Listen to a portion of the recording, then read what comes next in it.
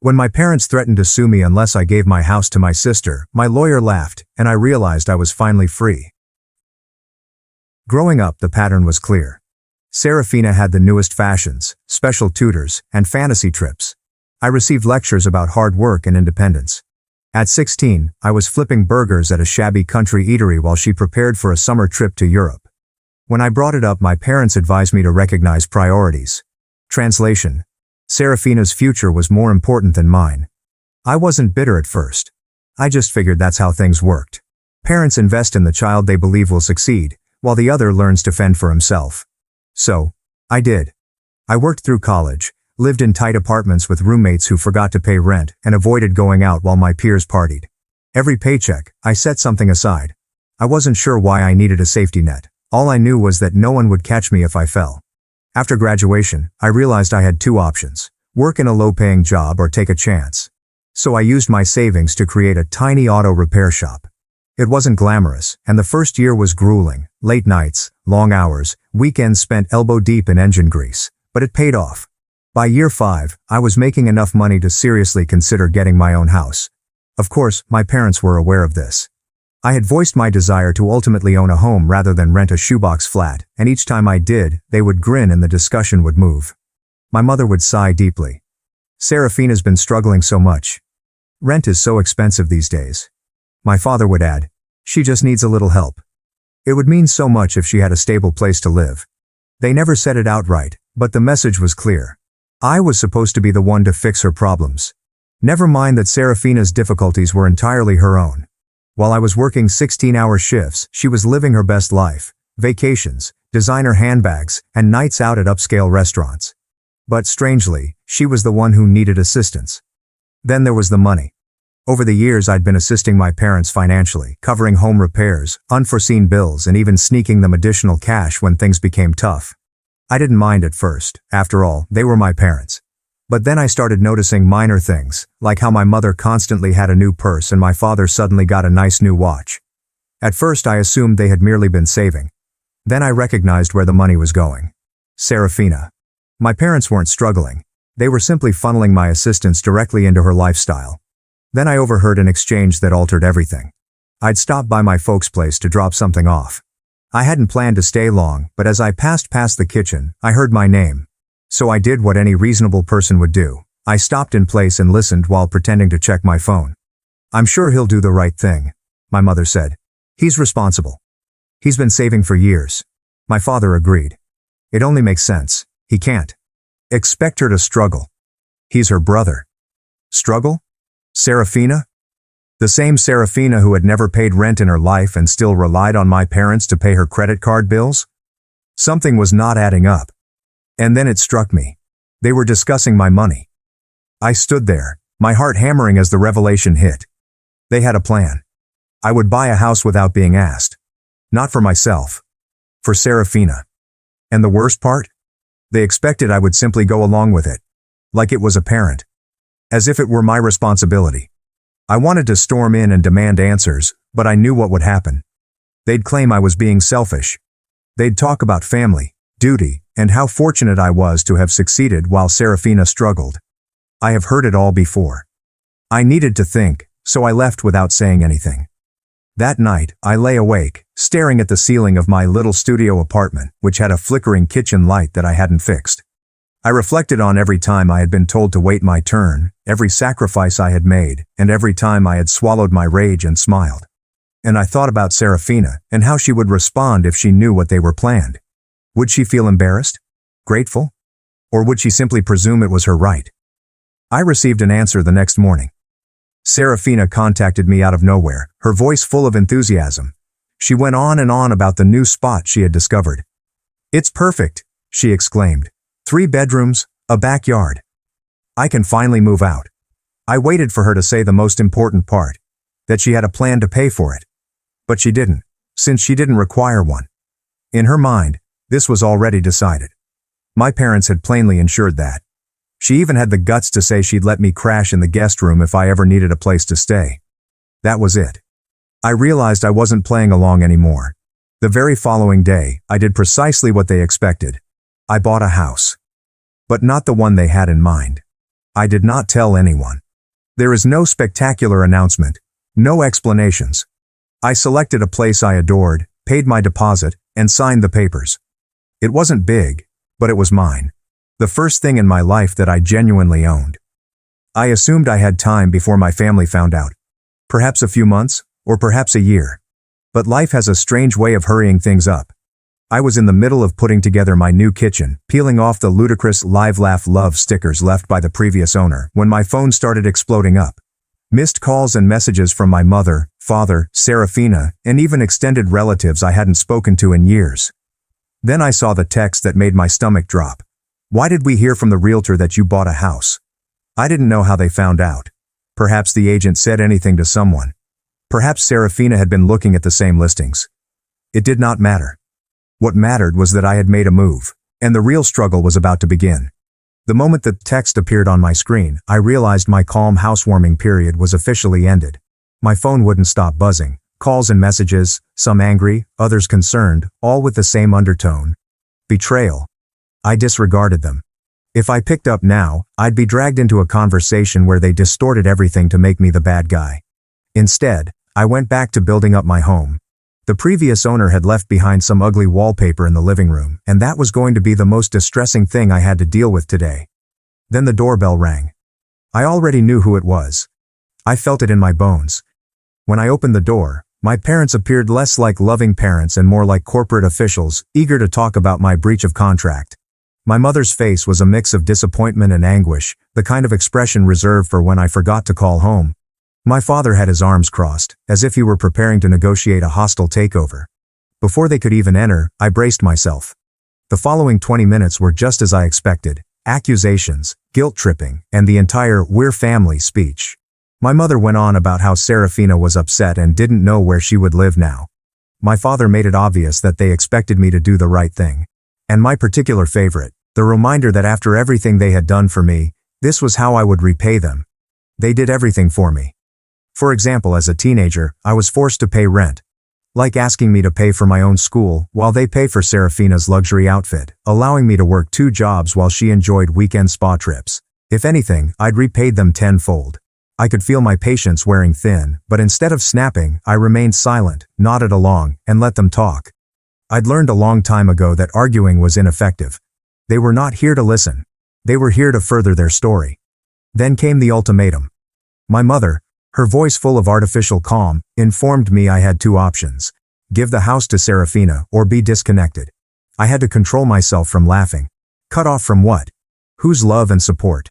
The same affection and support that was always contingent upon certain circumstances. The same family that had never given me anything without asking twice as much in exchange. I assured them that I would think about it. Not because I would, but because I wanted them out of my home. They left looking victorious, as if they had surrounded me and forced me to submit. I took a big breath, entered my kitchen, and retrieved a beer from the refrigerator. Sat down and stared at my phone. More missed calls. Serafina had finally texted, and I could anticipate what it said. Something about me ruining her life, and how she had relied on me. I opened it, and what I saw made my blood run cold. Serafina sent a message, but it was not intended for me. She had unintentionally forwarded it to our family group chat rather than the person she was talking to. The communication had a detailed strategy for how she and my parents were going to break me. How they'd keep up the pressure until I gave in and handed over the house. There it was. As clear as day. Confirmation that none of this concerned fairness or family. It was a planned takedown, and I was just the fool who was meant to roll over. I snapped a screenshot, saved it, and then sat there for a minute. For the first time in years, I felt something different. There is no anger or sadness. Only clarity. They had never considered me family. I was only a resource to be called upon as needed. So, I made a decision. I was not going to argue. I was not going to explain myself. I was only going to show them how finished I was. The following morning, I began making my move. The following morning, I awoke with a plan. If my family wanted a conflict, they'd get it. But only on my terms. I was not going to fight or explain myself. I was going to take charge of the situation and make it clear that I was done playing their games. First, I secured everything. I called my bank and confirmed that only I could make adjustments to my accounts. I changed my passwords, safeguarded my key documents, and even installed security cameras around my home just in case. Knowing my family, I wouldn't put it past them to do something desperate. Then I contacted a lawyer. I had no idea if my parents could get me in trouble legally, but I wasn't going to take any chances. After describing my position, the lawyer informed me that as long as everything was in my name and I hadn't signed anything for Serafina, I wouldn't have to worry. That was encouraging news, but I was still not taking any chances. Later that day, I received an SMS from Serafina. She was willing to discuss, but only if I agreed to make things right. I ignored it. A few hours later, another text arrived, this time from my mom. She was worried about me and suggested we have a family meal to address everything. Yes, right.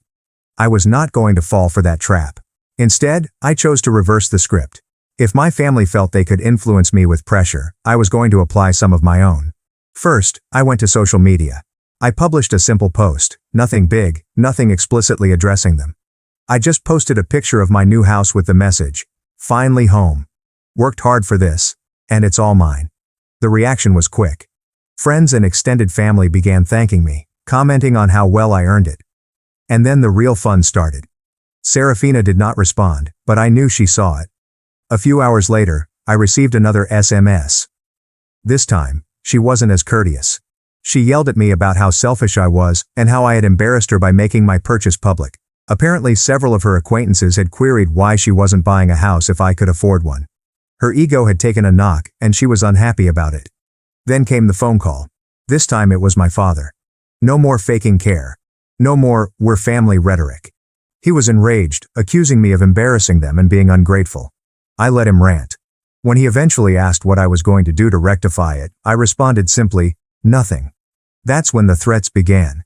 If I didn't do the proper thing, I might never be welcome in their home again. What's my response? Sounds like a win-win to me.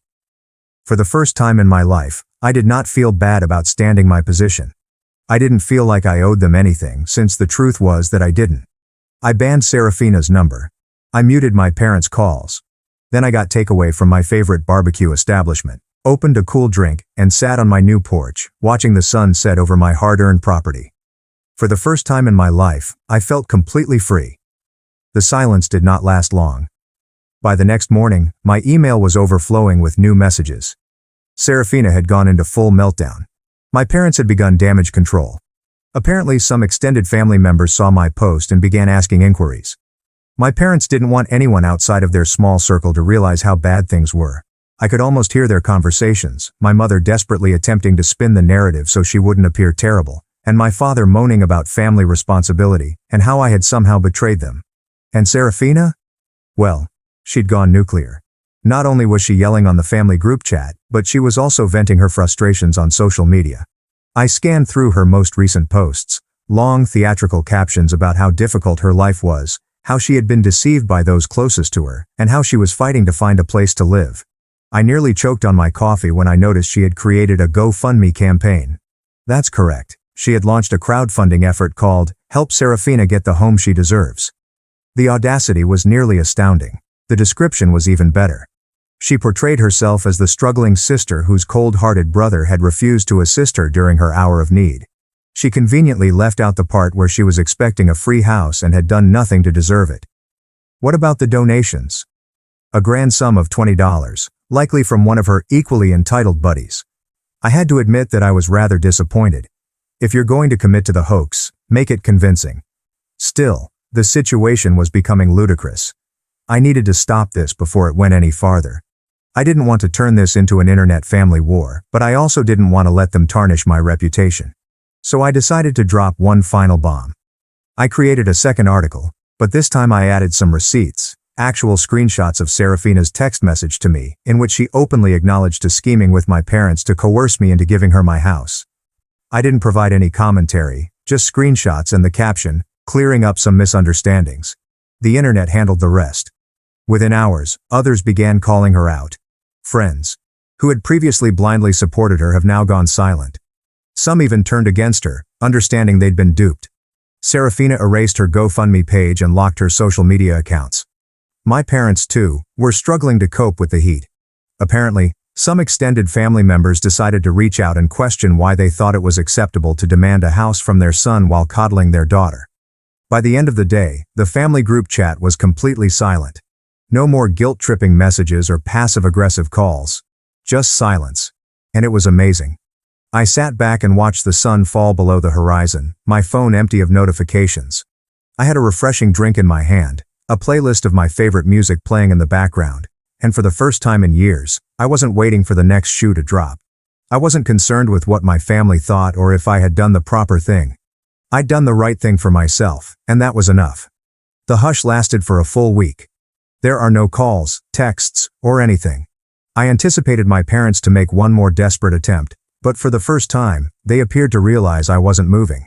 Perhaps the public disgrace had finally set in. Perhaps they were regrouping. In any case, I was not about to get comfy. Then, just as I was settled into my new life, another surprise arrived. Certified mail. A large envelope bearing my parents' return address, the kind that never contains good news. I sat at my kitchen table, coffee in one hand and a letter opener in the other, prepared for whatever drivel was inside. This was a legal notice. My parents threatened to sue me. I had to read it twice to ensure that I wasn't having hallucinations. According to the petition, they claimed I misled them into believing I was purchasing the home for the family's benefit and that I had unjustly profited myself at their expense. That was absurd.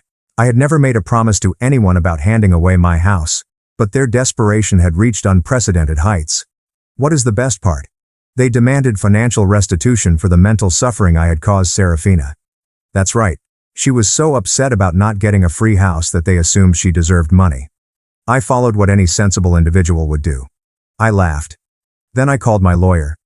The conversation was short. My lawyer could barely contain his delight as he told me that this lawsuit had no chance of succeeding in court. At best it was a fear technique. At worst it was a last-ditch attempt to coerce me into giving in. Regardless, I wasn't concerned. But I wasn't going to let it slip. If they tried to escalate things, I would immediately escalate them back. I made a few more calls, one to my bank to double-check everything was locked down, and another to a locksmith to strengthen my home security. Then I did something I knew would send them over the edge. I responded with a certified letter notifying my parents that any additional harassment would result in legal action. 2 days later, phone calls resumed, first my mother, then my father, and finally Serafina. I disregarded them all. Some left contrite voicemails, while others continued to guilt-trip me. My mother's was the greatest. She went from tearful to enraged in a single message, demanding to know how I could abandon my own family for something as insignificant as a house. Small. The irony almost knocked me over. Why would they go to court over something so small? Finally, on the third day, I answered when my father called. He cut through the chit-chat and got right to the point.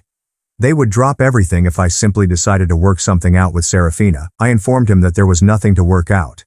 That was the final straw. He exploded, ranting about how selfish I was, how I had deceived them, and how no son of his would ever treat his family in this manner. It was the same type of speech I had heard 100 times before. However, this time I felt nothing. I let him speak. When he finally ran out of steam, I simply told him I had nothing else to say. I wished him well, expressed my hope that they would move on, and hung up. And that was all. The legal threats were dismissed. The guilt trip is gone. My parents finally seemed to realize that I was not giving up. Serafina went radio silent.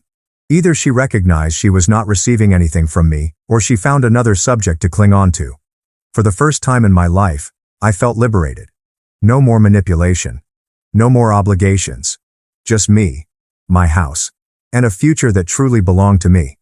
I'd won. The first several weeks of freedom were challenging.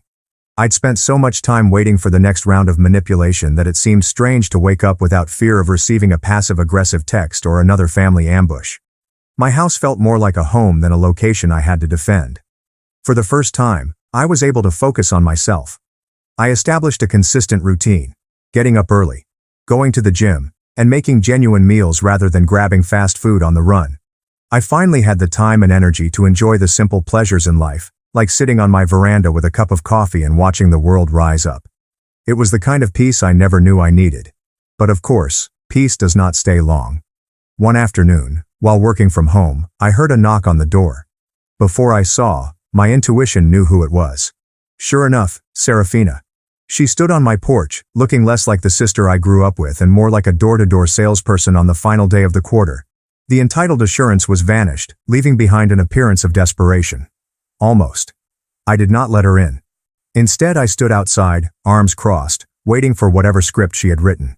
She began with small talk, awkward and strained, as if she were reciting from a poorly rehearsed screenplay. Then came the true reason she was here. She reflected on everything and realized she had been a little unjust. She informed me that she was no longer looking for a house, but rather a somewhere to stay for a short time. I almost laughed. A little while, correct? And then what? I let her move in, and now I'm paying her expenses while she sits on my couch, whining about how unfair life is. Not a chance. I kept my reaction simple. Her parents had gone above and beyond for her. Why not stick with them? That was when the full truth came out. She was no longer welcome there. Our parents' reputation seemed to have suffered as a result of what happened. Relatives who had previously tolerated their behavior were less likely to support them. Even Serafina's pals had distanced themselves. It turns out that when you go viral for attempting to defraud your own brother, people don't want to interact with you. Serafina was seeking for more than just a place to crash. She wanted to get away from the catastrophe she had created. I did not take the bait. I informed her I was no longer interested in performing that role. No hard feelings, but I was not responsible for resolving the issues she caused. Her demeanor shifted as soon as I said those words. The phony humility vanished, replaced by the same old anger. She labeled me selfish and claimed that families should support each other. I simply shrugged. She walked out in a huff, making a dramatic exit that would have worked when we were kids. But all I felt was relief. A few days later, I went to the mall to pick up some items. While standing in line at a coffee establishment, I heard a familiar voice. Serafina was speaking loudly to someone at a nearby table. I wasn't trying to eavesdrop, but when your sister's voice sounds like a megaphone, it's difficult not to. She was whining loudly about how difficult life was today and how she needed to get this work. An actual job. Like a normal person. She complained about how stressful it was and how she couldn't believe people did this every day. Meanwhile, the woman she was speaking with appeared to be on the verge of telling Serafina that the majority of the population has always done the same thing. I bit my lip to avoid laughing. It was too wonderful. Instead of saying anything, I grabbed my coffee and passed by her table. She did not even notice me. However, as I stepped outdoors, I couldn't help but smile. For the first time in my life, I wasn't dealing with Serafina's issues. Someone else heard her tirade about life's inequities. And you know what? That was all right with me.